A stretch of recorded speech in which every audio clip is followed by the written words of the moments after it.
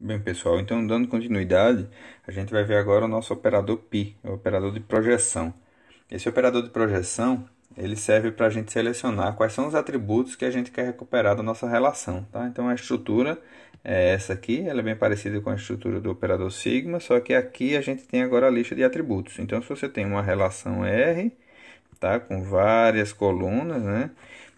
A gente tem vários atributos aqui, A1, A2, A3, A4 e aí a gente faz uma operação π aqui, onde a gente seleciona A1 e A2, tá? de R.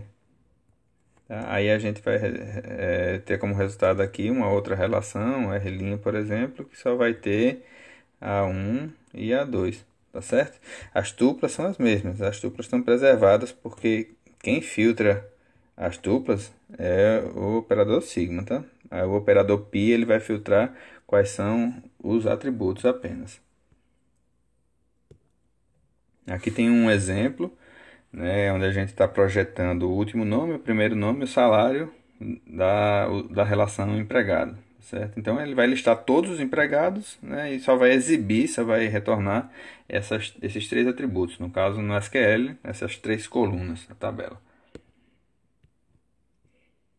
Uma coisa importante que a gente já começa a ver algumas diferenças em relação ao modelo teórico e à implementação SQL é que no modelo teórico, como ele é baseado na teoria dos conjuntos, isso é levado à risca. E aí, por exemplo, na álgebra relacional, o operador π, ele remove as duplicações do resultado, tá? Mas no SQL, ele mantém as duplicações. Então é bom a gente ter em mente essas diferenças, porque para o aspecto prático é muito mais conveniente a gente manter, né? Por exemplo, a gente tem uma relação aqui de empregado, que aí a gente tem um ID, a gente tem aqui o nome, aí a gente tem o salário, tá?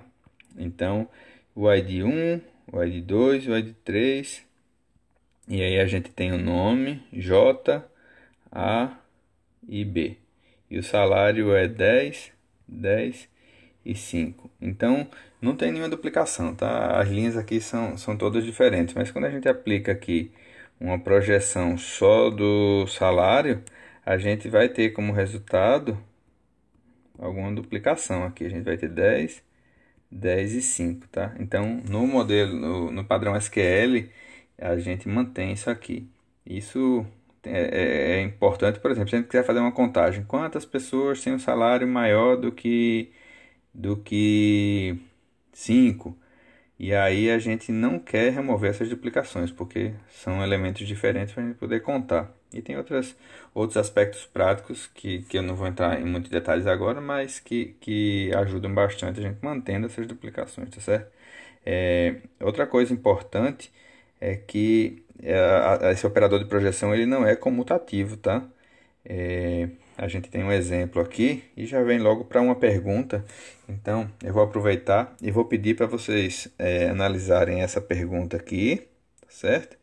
E dar uma pausa agora. Pronto, você analisou aí essa pergunta e o que é que ela tem? O que acontece se list 2 não contiver os atributos de list 1?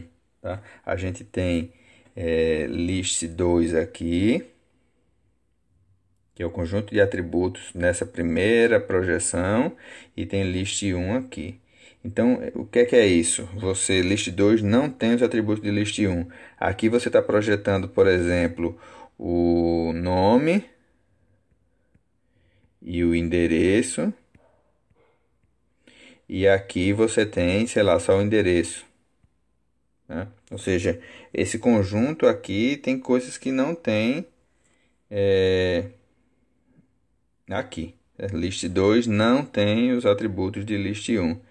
Aí você não vai conseguir fazer essa projeção, né? Isso é uma operação inválida, né? No SQL ele retornaria um erro. Você está querendo projetar uma coluna que não existe na tabela. Você está querendo projetar um atributo, né, que não tem nessa relação, certo? E aí eu vou aproveitar agora, vou pedir para você analisar essa outra questão aqui, ó. Qual o número de tuplas da projeção dessa lista de atributos aqui, nessa relação R, né? Comparando com a quantidade de tuplas original, né? De R aqui. A quantidade aumenta, diminui, permanece. Então, dá uma pausa agora. Bem, se você analisou bem, eu espero que você tenha chegado na resposta certa. A gente percebe aqui que a quantidade ela é menor ou igual, tá? Por que que pode ser menor? Igual é bem óbvio, né? Porque você não está filtrando, né? Você não está fazendo um sigma, você está fazendo pi, né? E por que pode ser menor? É justamente por causa das duplicações que podem acontecer, tá certo?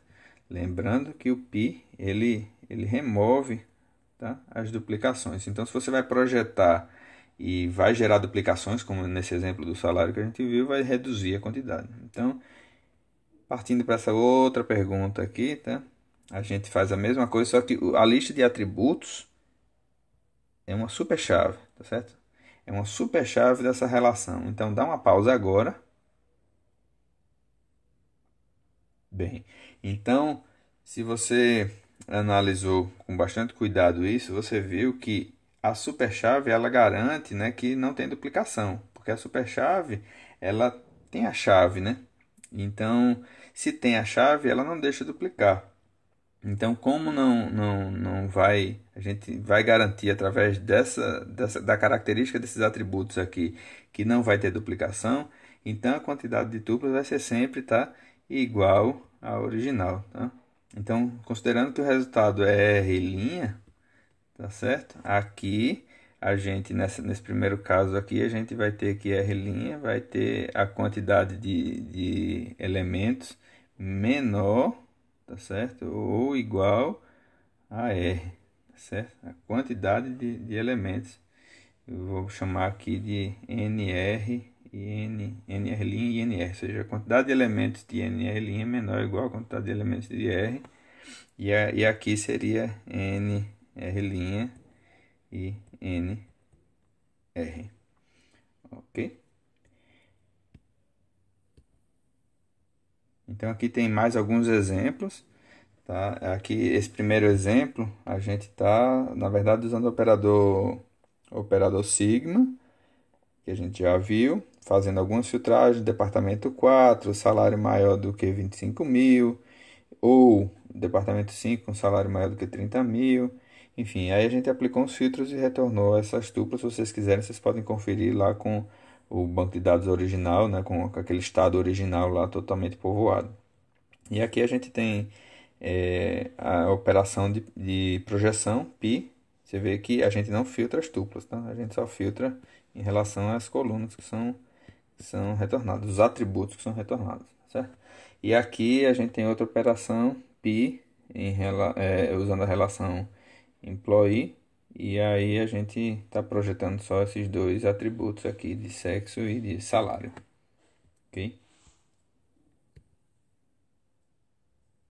Então, uma coisa importante que não é só em relação a essa operação de projeção, tá? É que você pode escrever uma expressão em álgebra relacional, né, como uma expressão única, né, fazendo esse alinhamento aqui com os parênteses, né, aqui tem a operação, é o escopo da operação π, e aqui, né, a gente tem o escopo da operação sigma, né?